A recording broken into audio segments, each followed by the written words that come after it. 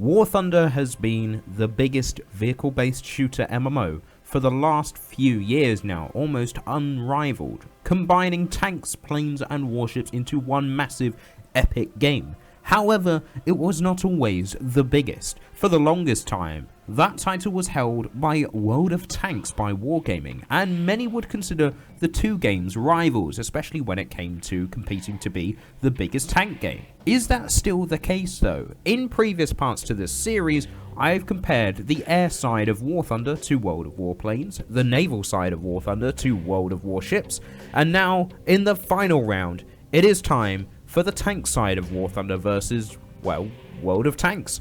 Now, unlike the last two rounds, which were pretty one-sided, War Thunder clearly being better than World of Warplanes, and World of Warships definitely being my preference to War Thunder's naval side, this time things are very, very different. I am actually a proper fan of both games this time around. I've been basically a religious player of War Thunder since 2015, and even though I cover it heavily on the channel and definitely play it more often, I've also been a World of Tanks player since 2014, 1 year more, way back in the good old Xbox 360 days. Console World of Tanks was just pure peak gaming at the time. I have so much nostalgia for those old days. Then I progressed to the Xbox One and times were good until around 2020, where I would argue they probably started ruining the game, and I dropped it and moved to PC, which was still thriving, which nowadays is definitely the superior version of the game if you ask me.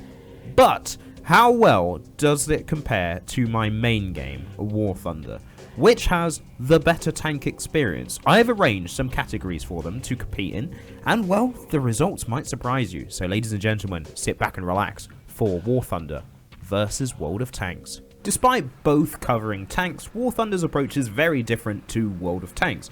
Even though it retains arcadey elements, it is a lot more grounded and realistic. That can be great, and that can also be bad. The fun parts are how awesome driving feels, how punchy the guns are, how great the sound is, how realistic the interior models of the tanks are as well. That X-ray system is absolutely fantastic and adds another level of immersion that I really just don't see in other rivaling games. You can really see the damage you are doing, and most of the time that damage is very realistic and accurate. World of Tanks takes a different approach. Yes, it is arcadey. Yes, there are health bars. I don't actually mind them. Tanks move a lot faster, reload faster, and so on. There is just more of an RNG factor with the gameplay as well. Going from World of Tanks to War Thunder may make the latter feel just kind of slow actually, but I feel like that is actually where World of Tanks has gone wrong lately. I don't mind the health bars, I don't mind the movement, but I do mind the changes they have made more recently. Unlike War Thunder, World of Tanks has an emphasis on customizing and personalizing your vehicles. You can alter the stats of your tanks with certain equipment, modules and consumables, allowing you to mold the tank into what you want it to be. You can have your vehicle specialized for a faster rate of fire, better acceleration, ramming damage, view range, you name it. Obviously there are better combinations than others, but the point is you can add another level of personal playstyle to your tank which just isn't in War Thunder. However, this works both ways. The game is constantly adding new and better ways of doing this, and with more and more vehicle additions pushing the average bar higher for what is considered good, there is an insane level of power creep. The average amount of health per tier is going up, damage output and rate of fire is faster, even the average speed of the vehicles is increasing. It all just makes the game feel too fast. You do occasionally get slugfests, but a lot of World of Tanks quote-unquote improvements seem to focus on just speeding up gameplay, meaning a lot of matches end in actually less than 5 minutes, which is just way too short. I personally just don't like this. War Thunder, on the other hand, though top tier is fast paced, it doesn't always have this level of power creep, and is overall the same game it always was, keeping its original flavour just with some alterations like specific vehicles being added.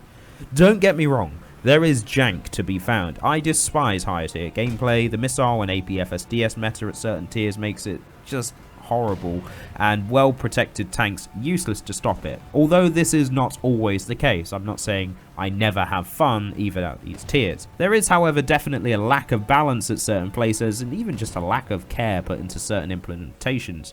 You could argue that there are also certain aspects of the game that, despite War Thunder's claims of realism, are just not realistic.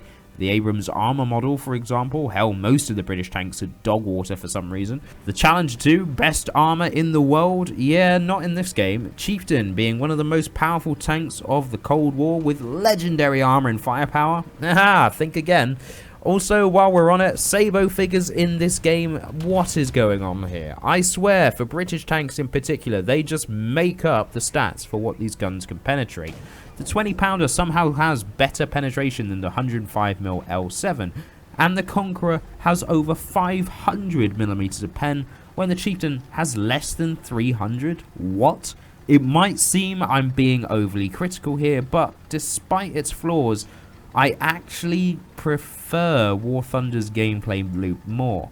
I can get stuck in for long periods of time and just play it having fun, even in spite of certain issues. I just like it. The core gameplay of War Thunder just feels good. World of Tanks may feel epic on those great matches, don't get me wrong, but for gameplay as a whole, I'm giving it to War Thunder. When talking about objectives in these two games, it's actually quite hard to, well, talk about it. World of Tanks and War Thunder basically have the same premise when it comes to this. They both involve two teams of tanks fighting over various white circles on the map. In fact, when War Thunder first came out, many accused it of just ripping off World of Tanks in certain ways. However, I do find that War Thunder's capture points are at least more involved, because the bases in World of Tanks are basically at the respective spawns. They more serve as the final decisive stage for certain battles. If a base is captured, it ends the game, so when it is being captured, it encourages people nearby to hurry and defend it, or they lose. With War Thunder, most of the time the capture point is in the middle, and capturing it just simply speeds up how long it takes for the enemy team to lose. I like the changing hands nature of War Thunder's capture points, fighting over the middle ground, almost like it's No Man's Land style. And yes, controversially, I prefer the maps in War Thunder where there is just one capture point, because it basically funnels all of the attention there. You get some huge firefights with the whole team just focused on the same point, and it is just truly epic. Capturing a point doesn't immediately end the game, it just gives a rough idea as to where the action might be. It adds a nice level of pressure, which I find is too imbalanced in World of Tanks. Many games in World of Tanks have just ended because someone has captured the base way too early and basically ruined the fun experience for everyone else trying to earn more of a score before the game's over. Either that, or the base is just completely ignored with the infamous no cap kill all mentality. With World of Tanks, it is all or nothing with the bases, and I think War Thunder strikes a better balance. Another point for War Thunder. Graphics is always a subjective opinion in gaming, and to be honest, both games do look great, especially on high graphics. Similar to World of Warships versus War Thunder Naval, it is an even bag. Genuinely swing which way you like, it's purely a matter of preference. However, War Thunder definitely looks worse for the average player if you ask me. On high-end PCs, it is definitely the better looking game, don't get me wrong. There is more niche graphic fidelity, the smoke effects, the damage models, the physics, the environment, the weather, it just looks great. For people that can't achieve this though, not so much. World of Tanks probably looks slightly worse than War Thunder when talking about peak performance, but for the average guy, I'd say it actually looks better and is probably better optimized. Like War Thunder, you can also choose to have an SD client rather than HD, and it still looks great. In fact, it's what I use, and it's ideal for those lacking in the storage department. Both games look impressive for different reasons, so let's keep it simple, it's a point for both games. Now, when talking about content, it seems like War Thunder has it in the bag. Outside of regular gameplay, there are all the custom lobbies and such, and special events that come around every so often. Not that often, but still fairly often. Don't get me wrong, the customs hard carry War Thunder in this round, because outside of customs and test drives, there isn't really a whole lot to do with your tank. Yes, customs are some of the most fun things ever, with near endless joy to be had, but outside of those, yeah, you can always play Tank Assault. No? Alright, fine, no one plays it anyway, probably because it's rushed and pointless. World of Tanks does not have online custom lobbies, at least not in the same way. You can make private rooms for you and your friends, but one, you need premium to do it, and two, you also actually need someone with you to join, making it so there's no real way to just drive around your tank outside of a match. However, despite all this, there is so much more to do. There are different game modes, like 30 vs 30 rather than 15 vs 15. There's also a small single player campaign, a more in-depth tutorial, and the events are just so much more polished.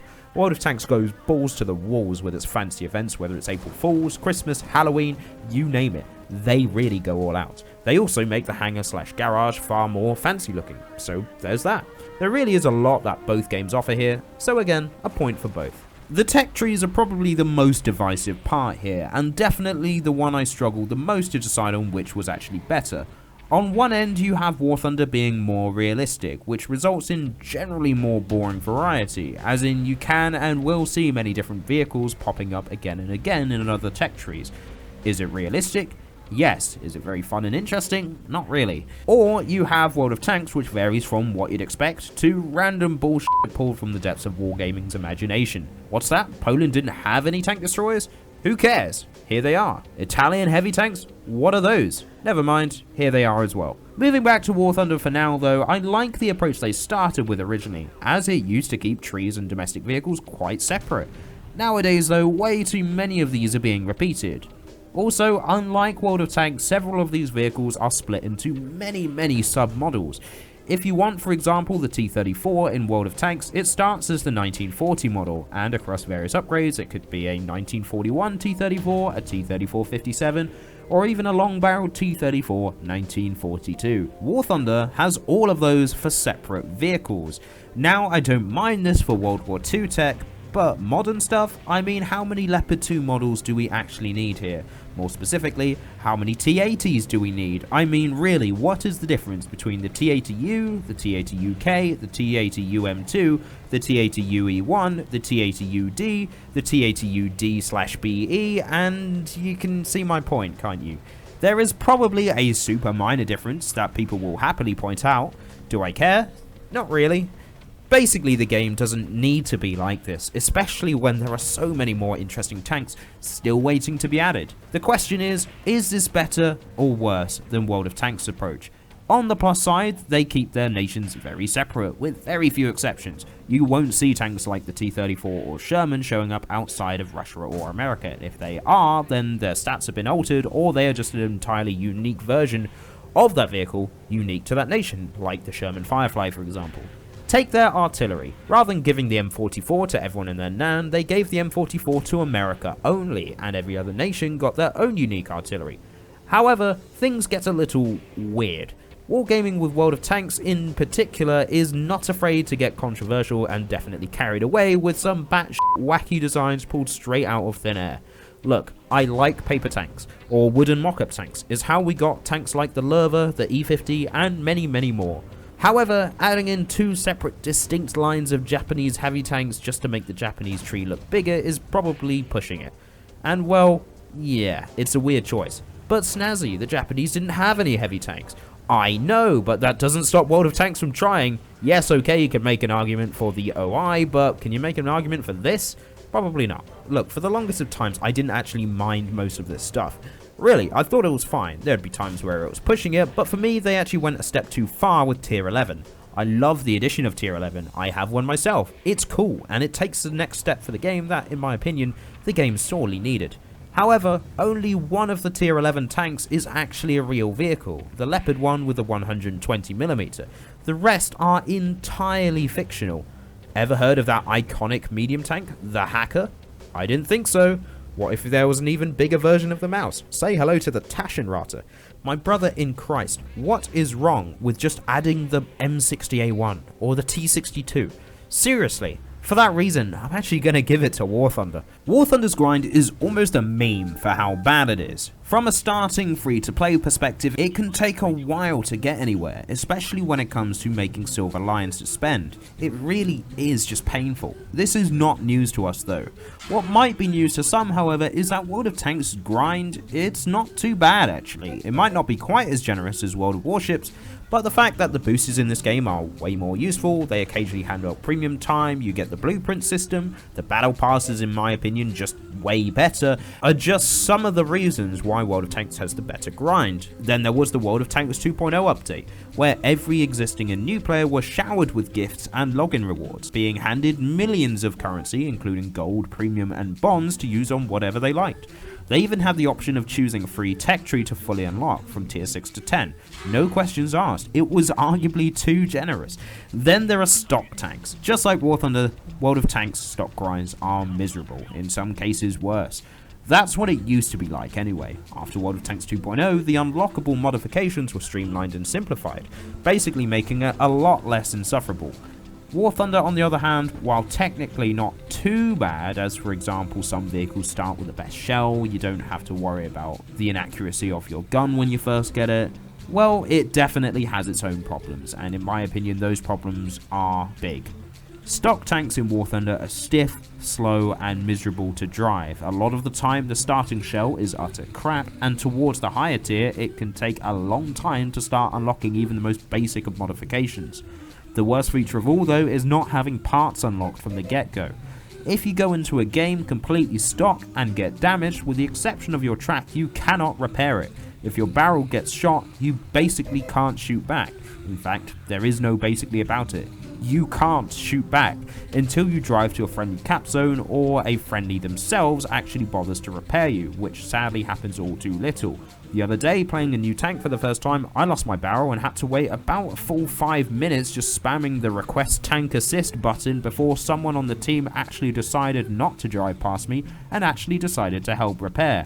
It's such a dumb feature for the game to not let you repair something as basic as being able to move the gun, drive the tank, or even just fire the gun when you first get it. World of Tanks fixes this with a simple repair kit. Come on, it's an easy win for World of Tanks. And the final round, Monetisation. Yes, a new bonus round has been included just for this one.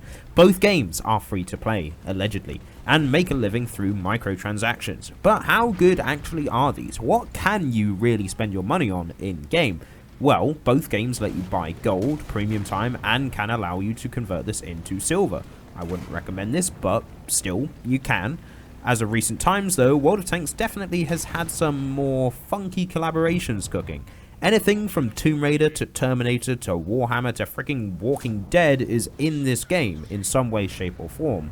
A lot of the time complete with voice acting from the official actors. Now your mileage may vary on what you think of Rick Grimes commanding your tank, but hey, he's in the game. And so is Homelander. You could argue it is not a good sign when a game suddenly starts doing so many collaborations like this, but I think it is a good sign when World of Tanks puts so much effort into this, especially for the Christmas event. For the last few years, they have pulled a famous celebrity, usually from action movies, to star as themselves in the game to be an unlockable commander, complete with voice lines. These include Vinnie Jones, Jason Statham, Mila Jovovich, and of course, the great Arnold Schwarzenegger. Finally have achieved my lifelong dream. And it is not to do Terminator or to do Conan the Barbarian or anything like that. No, not at all. But to finally possess my own f***ing tank. Look at this. Oh, and if you're wondering who it will be this year, they somehow managed to get a hold of Benedict frickin' Cumberbatch for World of Tanks. How insane is that? They have even done World of Tanks YouTuber collaborations. That is right, you can get some of the bigger World of Tanks content creators in the game, like Quickie Baby for example, complete with voice acting, and it is absolutely amazing. I mean, imagine if War Thunder did that. Imagine having me in the game. I mean, my channel would have to be a lot bigger first, but you know, please subscribe. Now, let's take a look at War Thunder's idea of a good bargain. Well, okay, let's take a look at War Thunder's newest collaboration. Oh, for Christ's sake! Yep, let's talk about Senrai Maidens. World of Tanks collaborated with the amazing anime that is Girls and Panzer, and in my opinion, it is an awesome collaboration. I mean, it was made to be. I mean, World of Tanks is even referenced in Girls and Panzer numerous times before their collaboration even existed. War Thunder's Goonabait Thirst Trap Senrai Maidens is basically what happens when you thought about collaborating with a tank anime, but said tank anime was already taken by another tank game, so they made their own one. Yep, War Thunder basically collaborated with themselves by making 3 new characters just for the sake of selling reskinned premium tanks. Not even that interesting reskins either. And the funniest part, unlike the Girls and Panzer collaboration where you can see the crew in the hangar and hear them when you're playing the game, once you buy your premium Leopard 2, there is no way to see Elsa the Commander in the game, who supposedly came with the vehicle, other than a profile picture and a body pillow. Just Why? Why? So basically you paid 70 quid for a talisman of your Leopard 2 and a 2D skin, which would otherwise usually cost about 200 golden eagles. Money well spent. Just for reference, if you wanted to buy Erica and her Tiger 2 in World of Tanks, at most it would cost about 25 quid rather than 70. Yeah, point for World of Tanks, good riddance. And so, there you have it. That concludes the final results. I know it seemed like we're bashing War Thunder quite a lot towards the end there, but believe it or not, War Thunder actually won with a score of 5-4. So it was pretty close, because like I said, I am a long-time player of both games, unlike, well, the average War Thunder fan who would rather not touch World of Tanks if it was the last thing they would ever do. So yeah, I do actually like both games, and I'm more than happy to criticize both games on the aspects that I'm not so keen on. So just to summarize, I ever so slightly prefer War Thunder's gameplay style, although I can still acknowledge the charms of World of Tanks' own gameplay. The objectives, although simplified in both games, I just think are more fleshed out and part of the gameplay in War Thunder as well. The graphics, you could swing either way. I mean, it's purely a matter of preference. I think both games look great, so that's why both of them got a point. And as for content, even though War Thunder has the amazing custom battle lobbies, which did kind of hard carry it, there's not that much else to do with your tank, whereas World of Tanks doesn't have the custom lobbies, but there is a lot more to do with your tanks, probably because it is a tank-focused game at the end of the day. As for the vehicles, again, pros and cons going there. Would you rather the same copy-paste thing over and over, or would you rather made up stuff that never existed, which might slightly ruin your immersion? I ever so slightly prefer that not being the case, because I think there's plenty of weird tanks out there without having to, you know, pull out your imagination and draw these tanks literally from thin air. So there's that. Don't get me wrong, some of them I don't mind, but I feel like they, especially with the tier 11s, it was just so unnecessary to pick fictional vehicles when there are plenty that could have just been chosen for real. So yeah, there's that. And then obviously as for the grind, well, I do just think World of Tanks is an easier grind, and War Thunder, it's honestly very difficult to play the game for free if you ask me, especially if you want to get anywhere quickly. World of Tanks, less so. And of course, as we just said, they have way more interesting monetizations. Obviously, you don't have to spend money on either game, but I think World of Tanks puts a lot more effort into its marketing side, some of its premium items and ideas, and although it probably is more aggressively advertised towards you in order to get you to buy them, at least it doesn't remind you that your premium time is expired every time you log on. So yeah, there's that. And of course, War Thunder's collaborations are non-existent, their merchandise is also non-existent, and their collaboration is pretty terrible. So that is why World of Tanks won the monetization round. But of course, I do still like both games, and I guess I would be a fool to say I didn't prefer War Thunder overall, ever so slightly. I mean, it is the reason I am doing a channel on it. I can more consistently play War Thunder than I can with World of Tanks, and also I'm probably arguably better at War Thunder than World of Tanks at the moment, so there's that. Although the irony in that statement is one of the reasons that this video was delayed from its original release date was because I couldn't actually get any decent War Thunder footage to use in the background. So yeah, maybe I'm not quite as good as I thought, or maybe I just had some of the most atrocious luck in the game's existence. Anyways, I hope you all enjoyed this. If you did, then that's fantastic, and let me know if you want to see more World of Tanks content, because we don't really cover it on the channel, but I'd be more than happy to, especially with the last World of Tanks 2.0 video I did. I said I would be doing more, and then I just never did. So yeah, if you want to see more World of Tanks stuff, then please do hit the like button. We want a healthy amount will convince me to do more, because yeah, I am actually a fan of the game, despite many people in the World of Tanks 2.0 update video said, basically because I was so positive about the new update, people thought I was actually a sponsor, like it was a sponsored video and I was paid to say these things. It's like, come on, oh ye of little faith, please. Although them paying me would have been nice, I did just think it was a very good update, and I do still like World of Tanks. But, as the video is concluded, not quite as much as War Thunder. So anyways, that's all we've got for today. If you enjoyed this, hit the like button, comment down below, subscribe for more. We are on the road to 10,000 subscribers, so fingers crossed we can get there soon. And of course, check out other videos on the channel, hit the bell to stay notified, and of course I'll catch you all in the next one. Also, shout out to my good friend Joe Maserg, if I've pronounced that right, I probably haven't, for helping get some of the World of Tanks footage. It was a great joy to platoon with you, so yeah, thank you again for that.